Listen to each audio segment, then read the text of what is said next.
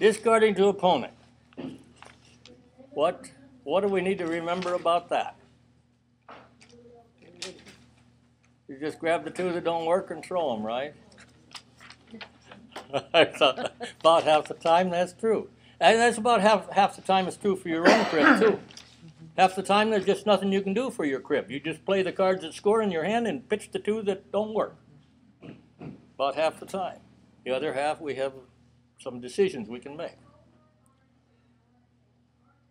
If there was one little element to remember about discarding to your opponent, is that the king is the safest of all bulking cards. The queen is slightly behind it. But the king, if you looked at the king and followed it through with a 10, with a 9, with an 8, with a 7, with a 6, with a 4, with a 3, I left the 5 out, you notice. I hope you're not going to do that one, but I got a separate page for that. The 5 face card. But the king is slightly better, with one exception, which you don't need to know, than the queen. You're talking about king ace. So if you can't do the king, then the queen with the 9, the queen with the 8, the queen with the 6, the queen with the 10 is not as good as the king with the 10, but it still gets a lot of 0 cribs. Don't be afraid of it. Even though if they put a jack 5, it counts really good. Yeah. Okay. And there's only 2 discards in cribbage that average less than 4 points to your opponent. What would they be?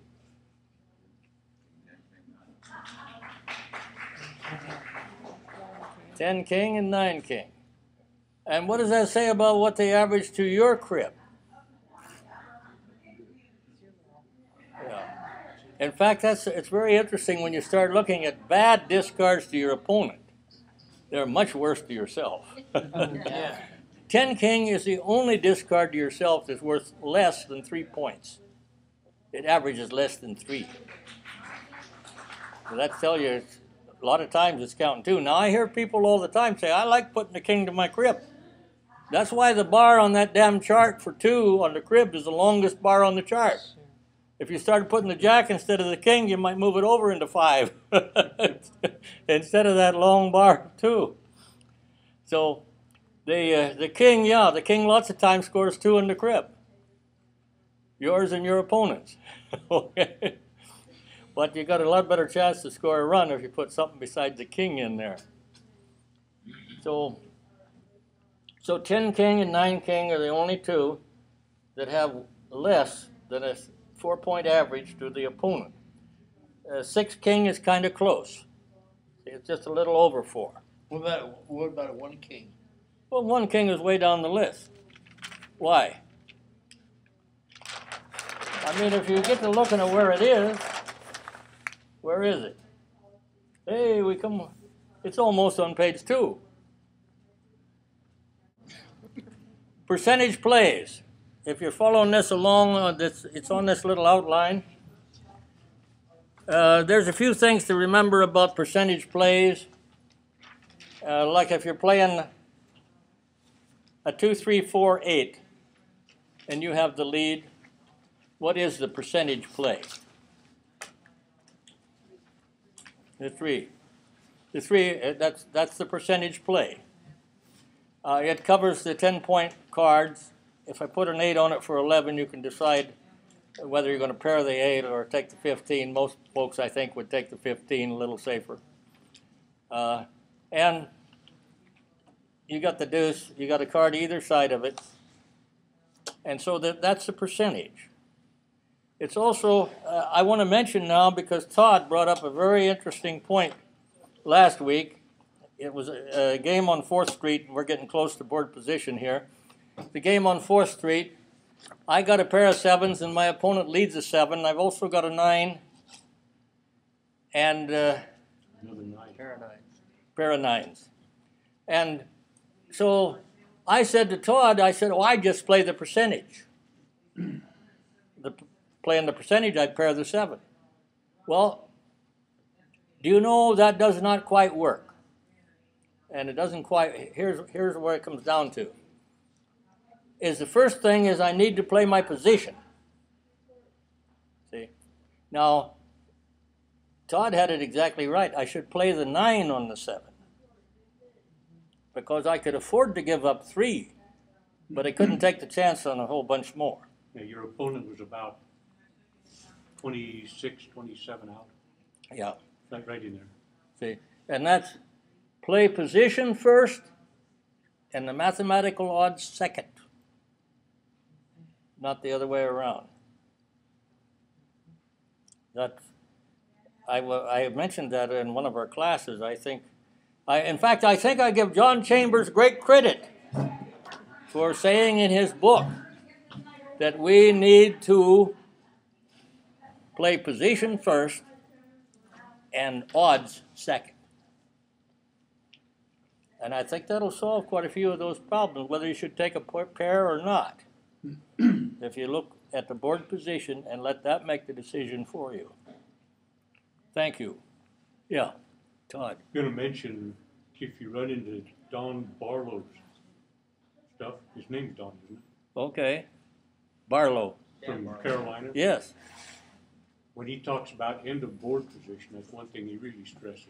Yeah. Is how far out your opponent is and whether you can afford to give him 6 or whether you can afford to give him only 2.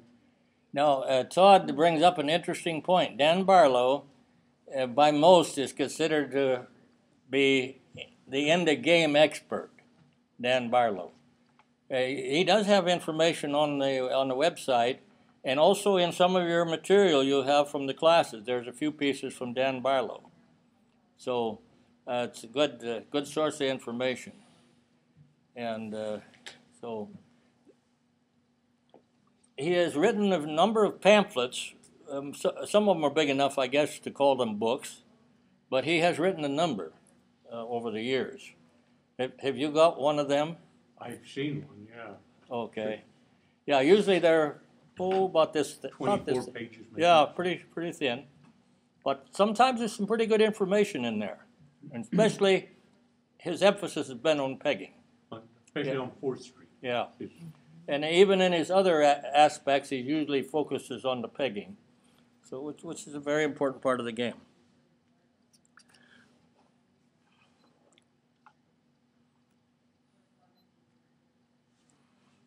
A few hands that you ought to question on cards to hold.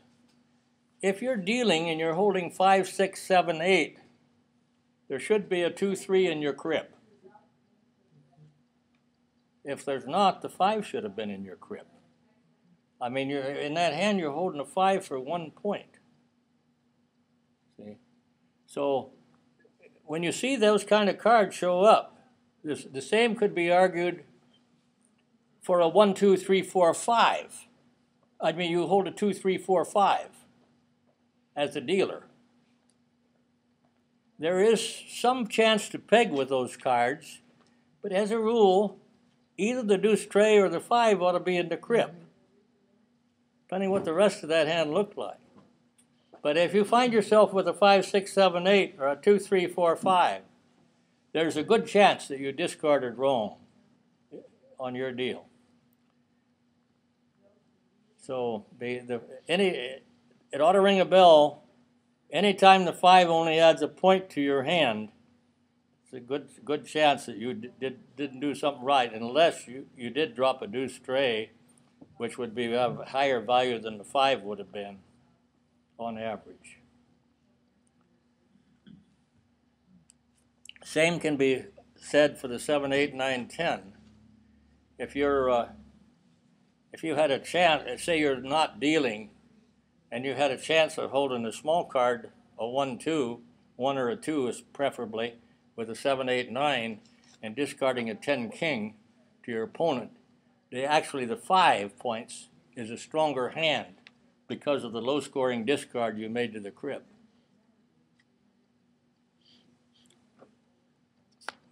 Playing board position.